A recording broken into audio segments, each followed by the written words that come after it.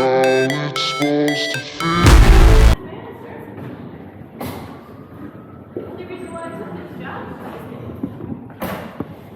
All right, folks, once again, now is your time to take photos. I'm going to stand over here for a second, I'm going to stand over there for a second, and then this is Julia, my stepson, to stand in the middle after that. Welcome to the assembly hall. Again, we have a mix of period furniture and some reproduction furniture. And then my absolute favorite piece, an original piece of furniture, that would be the Rising Sun chair, that beautiful mahogany chair right there at the top, where the president of the Constitutional Convention once sat. We are now in the 1780s. Revolutionary War is over. A nation should be just beginning fresh and new, and instead, arguing for depression has broken out. Now, during the war, the Articles of Confederation are ratified. It was basically our predecessor to the Constitution, and it gave the central government just enough power to keep the war machine going.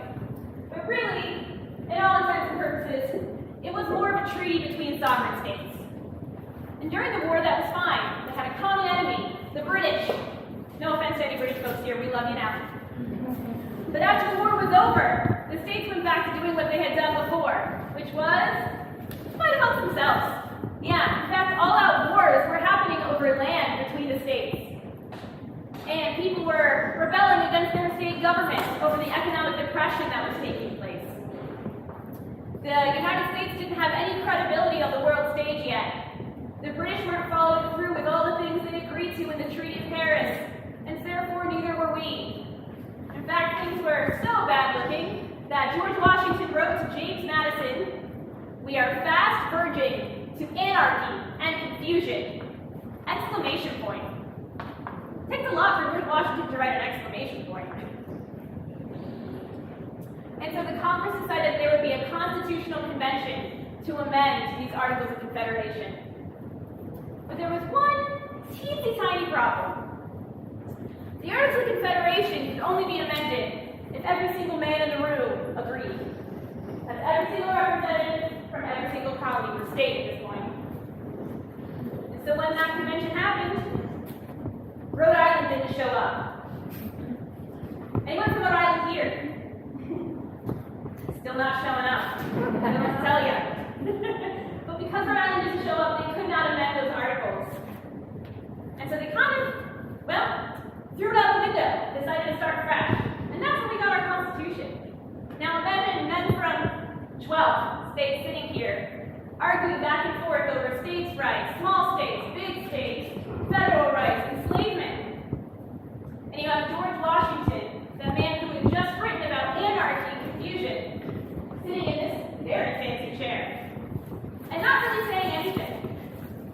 He wanted to preside over. He didn't want to give his opinions. He was one of the two most respected men in that room. Can anyone guess what the other one was? Ben Franklin.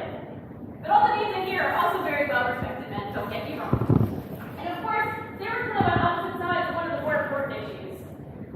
See, George Washington was very wealthy, and part of that wealth included owning quite a few enslaved people. Benjamin Franklin, at that point in time, was the president of the Pennsylvania Abolition Society. Now, of course, they and all the others in this room had to come to an agreement for the Constitution to work. And so there was a great compromise, of which no one was happy. But the Constitution was made, and it became the framework for our government. And it was the second time in this room that we asserted our rights to life, liberty, and the pursuit of happiness. And the most important thing that Constitution did was allow itself to be amended. So eventually, everyone could have life, liberty, and the pursuit of happiness. Everyone could be free. Everyone could have the right to vote. Everyone could have the right to assemble. Because people kept assembling at Independence Hall to fight for their rights. In the 1960s, there were civil rights sittings in the atrium of this building where the Liberty Hall sat, where the Liberty Bell sat. In the late 1960s, there were gay rights activists protesting out front of this building. And way back even in 1876, the centennial of our country's revolution, there was a huge celebration happening out back. But out on these front steps, these small 6 steps that you walked up not too long ago, Susan B. Anthony stood there and read a speech about the Declaration of Rights and the impeachment of the United States. She was arguing for the rights of women and women's suffrage. And of course, even today, we have people continue to come and protest within view of Independence Hall. And we have hundreds of people come into the hall itself as a part of these lovely 20-minute tours. Now I imagine you folks, maybe you did, maybe you didn't, probably didn't come here to protest, but you probably came here at least a little bit with your rights in mind.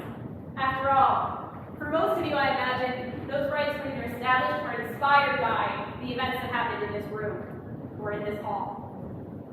And so I hope that you take a piece of that with you today, and of course nothing else from the hall, as you continue exploring Philadelphia.